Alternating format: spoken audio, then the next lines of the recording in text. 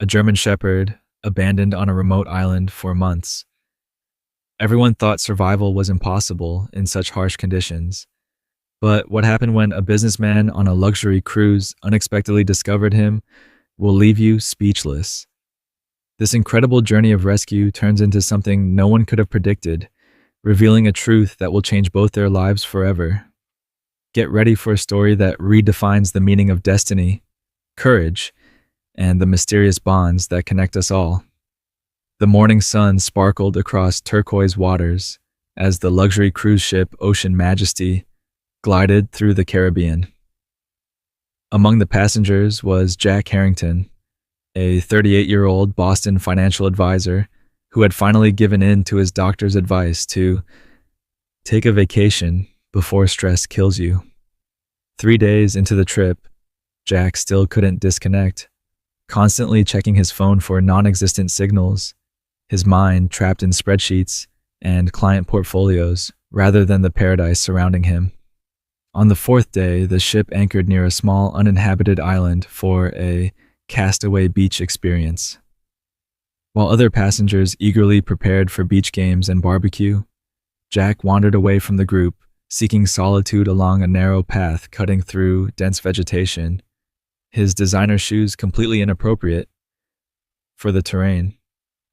20 minutes in, perspiring and irritated, he reached a small clearing overlooking a secluded cove.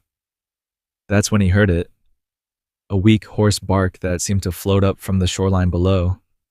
Jack froze, scanning the rocky beach. Movement caught his eye, something golden brown stumbling across the sand. A dog? Impossible. Yet there was no mistaking the German Shepherd's distinctive profile, though the animal was terribly thin, its once proud coat now dull and patchy. The dog collapsed, seemingly exhausted from that single effort. Without thinking, Jack scrambled down the rocky path toward the animal, slipping on loose stones, tearing his expensive shirt on thorny bushes. "How did you get here?" he whispered, approaching slowly. "Who left you behind?" The shepherd raised its head weakly, amber eyes meeting Jack's. Something passed between them, a recognition that neither understood, but both instantly felt. When Jack extended his hand, the dog didn't growl or retreat. Instead, despite its weakened state, it pressed its muzzle into Jack's palm, a gesture of trust that pierced through Jack's carefully constructed emotional barriers. In that moment, something shifted within him, a dormant compassion awakening after years of corporate numbness. "I'm getting you out of here," Jack promised, surprised by the determination in his voice, as he carefully scooped up the weakened animal, feeling each rib beneath his fingers. He experienced a strange sensation, as if this random detour was somehow the most important thing he'd ever done. Jack cradled the German Shepherd against his chest, its body frighteningly light. With each labored breath the dog took, Jack felt an increasing urgency. This animal needed help immediately. The climb back up the rocky path proved challenging with his burden, but Jack persisted, driven by a sense of purpose he hadn't felt in years. By the time he reached the main beach area, his designer clothes were ruined. Sweat soaked his body, and his heart hammered with exertion. But none of that mattered. The dog's trusting eyes remained fixed on him, as if it somehow knew Jack represented its last hope. "Hang on, buddy," Jack whispered, striding purposefully toward the gathering of cruise passengers. "We're going to get you help." As he approached the group, he steeled himself for the battle he knew was coming. Corporate negotiations had taught him something useful after all. Sometimes you had to fight for what mattered. The cruise ship's staff was bewildered when Jack returned carrying the emaciated German Shepherd. "No, I'm not leaving him," Jack insisted when the excursion coordinator suggested the dog might belong to locals. "There's no one on this island. He's been abandoned." His voice carried an authority that surprised even himself. "Sir, we cannot allow an unvetted animal aboard the cruise," the coordinator explained patiently. "There are health regulations, international animal transport laws, and frankly, other passengers to consider." The woman's tone was sympathetic but firm. What happened next surprised even Jack. The man who once canceled a date because his dry cleaning wasn't ready now declared, "Then I'm staying too. You can pick me up on your return voyage."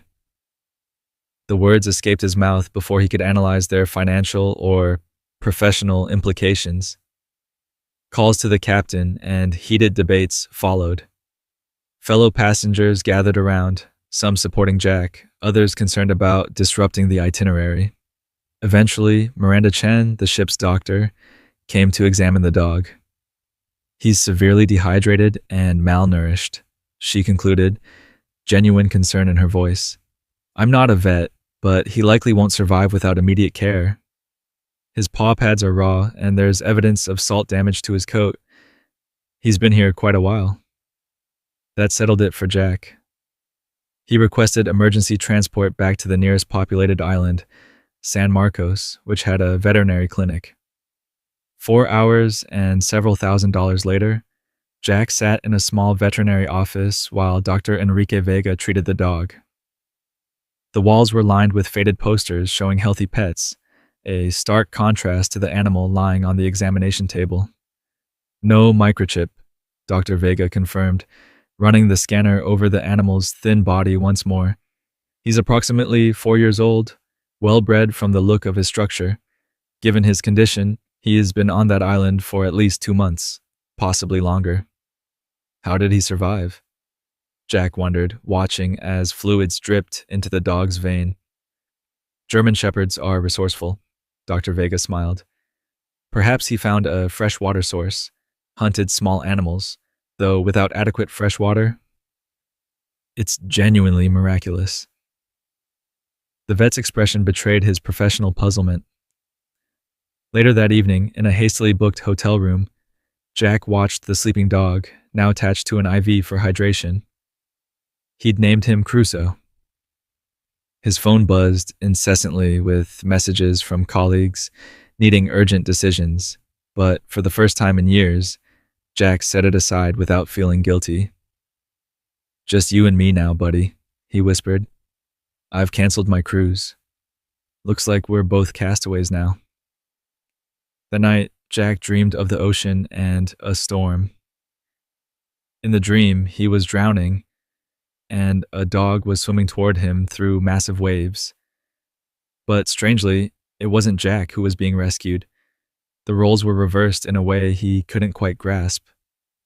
He woke with a start, heart pounding, to find Crusoe watching him from the foot of the bed, eyes gleaming in the darkness, unnervingly alert for an animal so recently at death's door. Over the next 3 days, Crusoe's transformation began.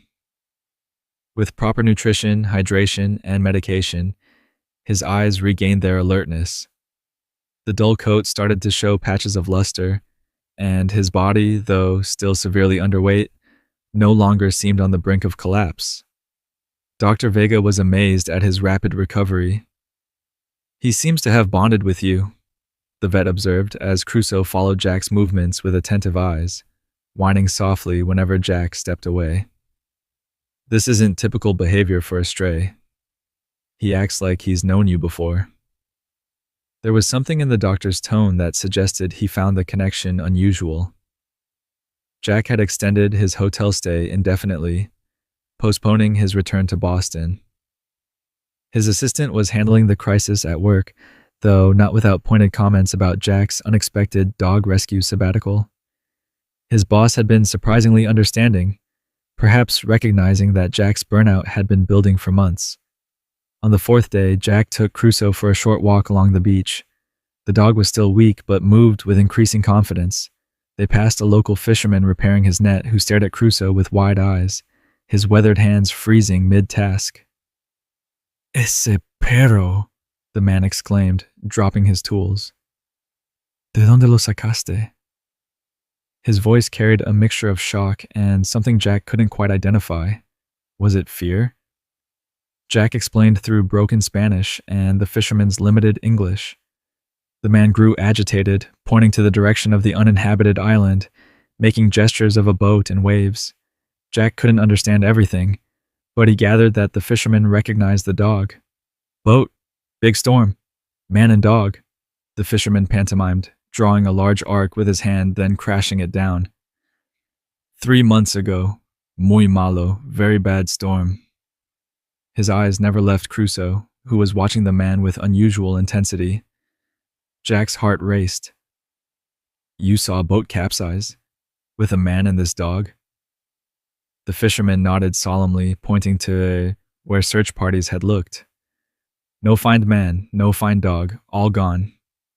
He crossed himself. Como sobrevivió el perro? How survived dog? The question hung in the air between them. That evening, Jack contacted local maritime authorities. Yes, they confirmed. A small yacht had issued a mayday during a sudden squall 3 months ago. The American owner, Michael Reynolds, was presumed dead after extensive searches found no survivors. Only wreckage washing ashore days later. Was there mention of a dog on board? Jack asked, his throat tight. There was a pause as the officer checked records. Yes, he finally said. The mayday call mentioned the owner and his dog were the only ones aboard. Later, as Jack watched Crusoe sleeping peacefully on the hotel bed, a chill ran down his spine. How had this animal survived alone on that island for 3 months? And why did Jack feel such an inexplicable connection from the first moment their eyes met? He recalled the dog's behavior with the fisherman, almost as if it recognized the man's story, understood what was being said about its past. Jack had always prided himself on his logical mind, but nothing about this situation followed any rational explanation. He pulled out his phone, scrolling through news archives until he found a small article about the missing American yachtsman. The piece included a photo. Michael Reynolds standing proudly beside his custom yacht, a German shepherd sitting alertly at his feet. Jack studied the image, comparing it to the dog now sleeping on his bed. Despite the dramatic weight loss and condition changes, it was undoubtedly the same animal. But something else caught his attention. The man in the photo.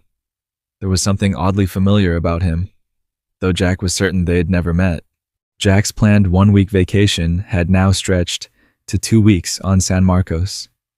Crusoe grew stronger daily, his ribs less visible, his eyes brighter. The German shepherd's personality emerged. Intelligent, watchful, with an uncanny ability to anticipate Jack's needs before he expressed them. When Jack reached for the water bottle, Crusoe was already looking at it.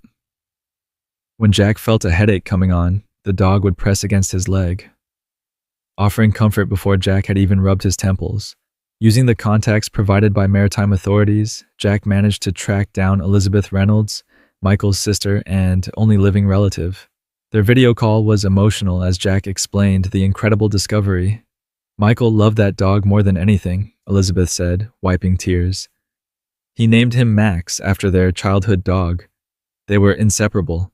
When Michael decided to sail around the world, he built special accommodations on the yacht just for Max.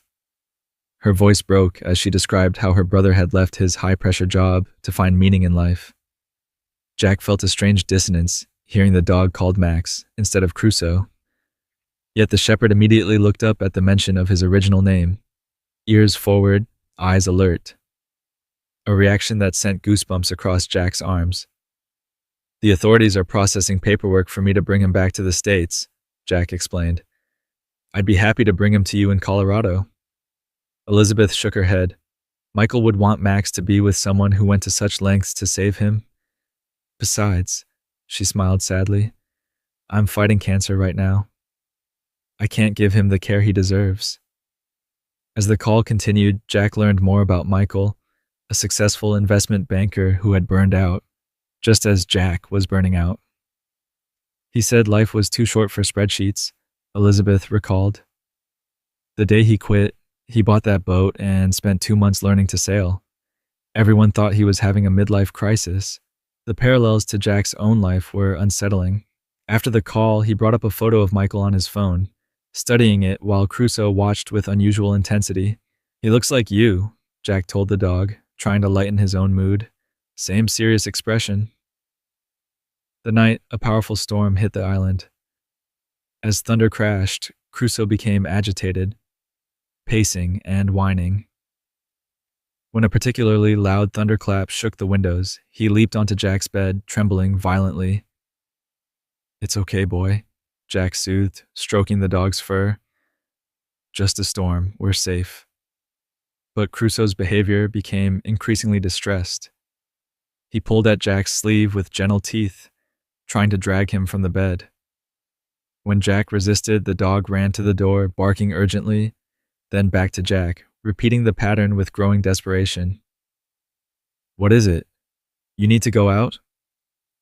Jack finally relented, thinking the dog needed a bathroom break despite the storm. The moment Jack opened the door, Crusoe bolted down the hotel corridor toward the emergency exit. Alarmed, Jack followed, calling after him. They ended up in the hotel's beachside garden, rain lashing down around them. Lightning illuminated the scene in strobing flashes, the wind howling through the palm trees, bending them at dangerous angles. "Crusoe, come back!" Jack shouted above the wind, already soaked to the skin. "It's not safe out here." The dog stopped, looking back at Jack with an almost human expression of urgency. Then he turned his attention to a small fishing boat that had broken free from its mooring and was being dashed against rocks near the hotel's beach. Jack hadn't noticed the vessel, or its occupant frantically trying to control it. A local teenager, maybe 16, was struggling with the oars, terror visible on his face even through the driving rain. Without hesitation, Crusoe plunged into the churning water, swimming powerfully toward the foundering boat. Jack watched in astonishment as the formerly weakened dog transformed into a powerful rescue swimmer, fighting through waves that would challenge even a trained lifeguard. "No!" Jack shouted as Crusoe disappeared beneath a wave, only to resurface moments later, still fighting toward the boat. Without thinking, Jack kicked off his shoes and dove in after the dog. The sea was a churning chaos of competing currents. Each wave threatened to slam Jack back to shore or drag him further out. Yet somehow he managed to follow Crusoe's path, occasionally glimpsing the dog's head above water. The coldness of the water shocked his system, the salt burning his eyes.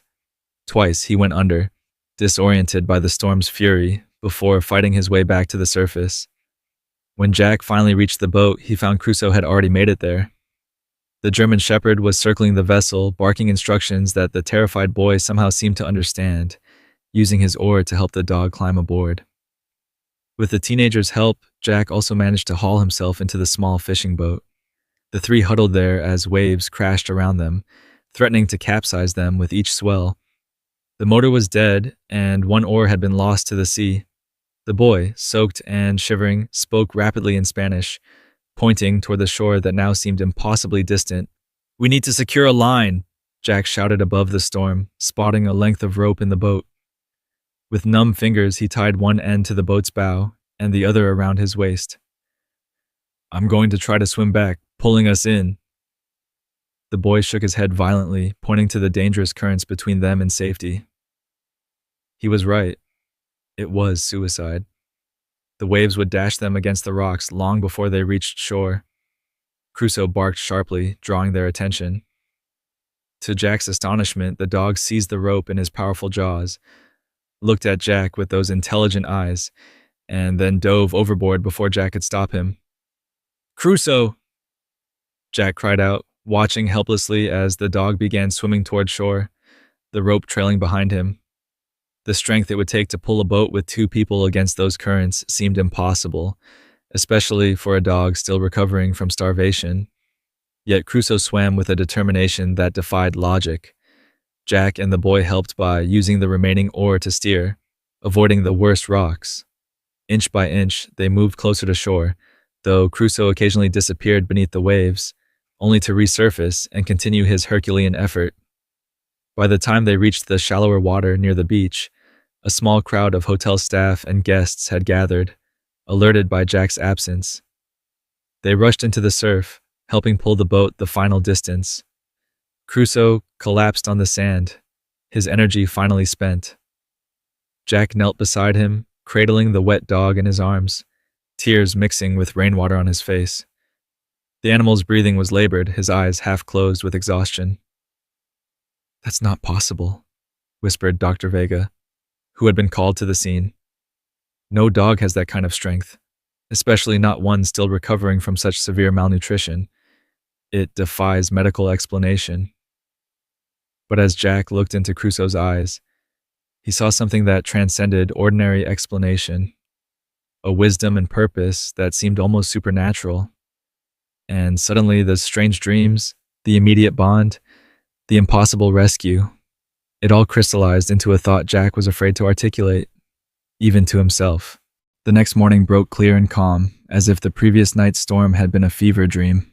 But the rescue was the talk of the small island, with local news interviewing the grateful parents of Carlos, the saved teenager. When they asked how a weakened dog had managed such a feat, Jack had no rational explanation to offer. In his hotel room, Jack sat on the balcony watching Crusoe, or Max, though the name still felt wrong somehow, sleeping peacefully in the sunshine. The events of the last 2 weeks had transformed both of them. For Jack, the change was particularly profound. The man who once measured life in quarterly earnings and client acquisitions now found himself contemplating a different kind of wealth. His phone rang, his boss calling again. This time, Jack answered. "Jack, this sabbatical has gone on long enough," came the impatient voice. "The Westridge acquisition is falling apart without you. We need you back in Boston immediately. I understand you've had some unusual experience with a stray dog, but surely you can arrange for animal control or a shelter to take it." 20 minutes later, Jack ended the call, having done something he would have considered unthinkable 3 weeks ago. He had resigned. The relief that flooded through him afterward was confirmation enough that it was the right decision. For years, he had been drowning in a sea of meaningless work, gasping for purpose, and somehow this dog, this impossible, miraculous dog, had thrown him a lifeline. That afternoon, as Jack and Crusoe walked along the beach, they encountered the fisherman who had recognized the dog. This time, with a proper translator, Jack learned the full story. "Miguel says there was something strange about the storm that night," the translator explained. "It came suddenly, unnaturally. The American's yacht was not far from here when it capsized. The search found pieces of the boat 2 days later, but never the man or his dog." The fisherman spoke again, his expression solemn, his weathered hands gesturing toward the horizon, and then to Crusoe, who sat watching him with uncanny stillness. "He says there is an old belief among island sailors. When someone drowns, their spirit sometimes enters another being, a dolphin, a seabird, or sometimes a beloved animal, to complete unfinished business or to watch over loved ones." Jack's skin prickled as the fisherman looked directly at Crusoe. "Miguel believes the American man's spirit is within his dog. That is how the animal survived alone on an island, without fresh water. That is how he knew to rescue the boy last night." The translator hesitated. "And that is why the dog found you." Jack wanted to dismiss this as superstition, but the events of the past 2 weeks defied rational explanation. The impossible survival, the immediate bond, the way Crusoe responded to his original name, the dog's impossible strength during the rescue, and most disturbing of all, the strange familiarity Jack had felt when looking at Michael's photograph, as if he were somehow looking at a version of himself. Later that night, alone with Crusoe, Jack whispered, "Michael, is that why I felt I knew you from the moment we met? Is that why you saved Carlos last night?" Crusoe simply rested his head on Jack's knee, amber eyes gazing up with an expression impossible to interpret. Yet in that gaze was a depth of understanding that no ordinary dog could possess. Jack thought of his old life, the stress, the emptiness beneath the success. He thought of Elizabeth's words. Michael was taking a year off to sail the world, to really live before returning to the corporate grind. He said life was too short for spreadsheets. Words that could have come from Jack's own doctor just 3 weeks ago. 6 months later, a converted van pulled up to a coastal overlook along the Pacific Coast Highway. Jack stepped out, breathing in the salt air, his business suits long replaced by casual clothes that actually fit the man he had become. From the passenger side emerged Crusoe, now healthy and strong, his coat gleaming in the California sunshine. After the events on San Marcos, Jack had indeed brought Crusoe back to America. The paperwork had been complicated, but with Elizabeth's help affirming the dog's original ownership and legitimate return to the States, the authorities had eventually cleared the way. They had visited Elizabeth in Colorado, where the dying woman had hugged the dog fiercely, whispering something in his ear that made Crusoe whine softly. She had pressed into Jack's hand a sealed letter that Michael had left with her just in case. "Open it when you're ready," she'd said. Now, standing on this peaceful overlook, Jack finally felt ready. He pulled the worn envelope from his journal and carefully opened it. Inside was a single page, handwritten. "To whoever finds this letter," it read, "if you're reading this, I didn't make it back. I hope Max did. He's stronger than I ever was. I set out on this journey because I realized I'd spent 15 years building a life that looked good on paper but felt empty inside. The ocean called to me because it represented freedom from the cages we build around ourselves with our ambitions and expectations." Jack's hands trembled as he continued reading words that could have been taken directly from his own heart. "Whoever you are, if you've found Max, I ask two things. Love him as I did, and learn from my delayed awakening. Don't wait to live the life that calls to your soul. We think we have all the time in the world until suddenly, we don't." The letter was signed simply Michael Reynolds, with a date just days before the fatal storm. Jack looked at Crusoe, who sat watching him with those knowing eyes.